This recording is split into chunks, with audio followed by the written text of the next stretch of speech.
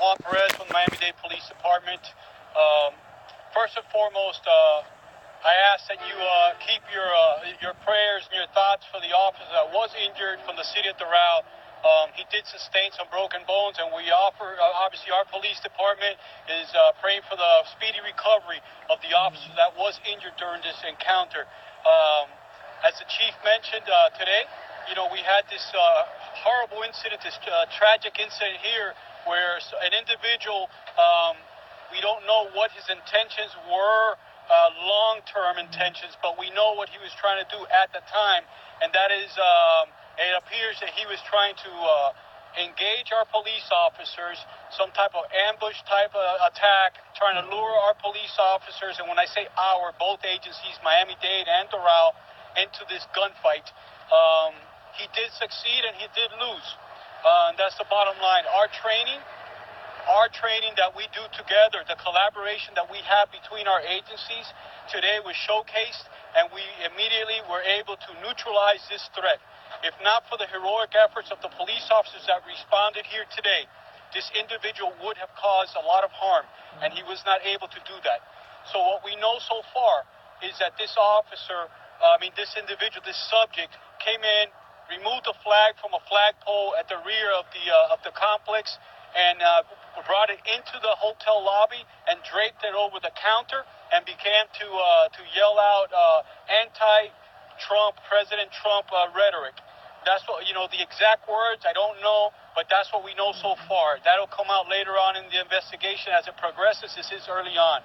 As he did that, he waited for our police officers. He did begin to shoot inside the lobby, which prompted calls and curiosity from some of the people in the lobby. They were met with an individual with a handgun who pointed it at them and proceeded to fire onto the roof and the chandeliers of the hotel. So he waited for our police officers in the front lobby to engage them. Our officers came up, engaged, they practiced protocol and training, immediately went in and neutralized him. So right now what we have is 5 officers that shot. 1 from Miami-Dade Police, 4 from the City of Doral Police Department. All of the officers, except the one that broke an arm, are in fine. We're in fine condition. 1 is injured. We expect a speedy recovery from him. The investigation right now, T.L.H is handling the police shooting as part of the memorandum of understanding. T.L.H is on scene. They have been on scene, and they're working on the investigation of the police shooting. My department, the Miami-Dade Police Department, right now is handling the predicate acts that led up to it. The intent, the motive, all that is being investigated by my organization in partnership with Secret Service and with the FBI. Standing behind me, I have 2 of our partners that we collaborate with, the Special Agent in charge of Secret Service, Brian Swain, and Robert Lasky from the FBI. I appreciate their speedy response and their partnership as we together we approach this investigation to ensure that there is no nexus to any federal crimes.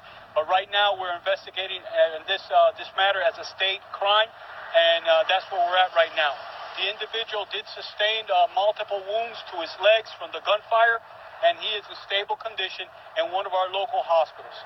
The individual's name is Jonathan Oddi, O-D-D-I. That is what we have so far. We have identified him. I believe the individual that was carted into the back of the hospital followed by our officers is probably the individual. But I'm not in a position right now to make an identification of the individual. I'm not doing lineups at this point, but you guys have the photo.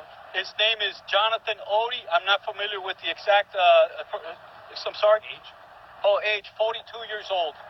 You guys can get busy now finding out all the details about him. I will tell you that he is a resident of the City of Doral, and we have identified his residence. We have personnel there on the scene, and we are preparing a search warrant to enter his residence to be able to appropriately search that residence.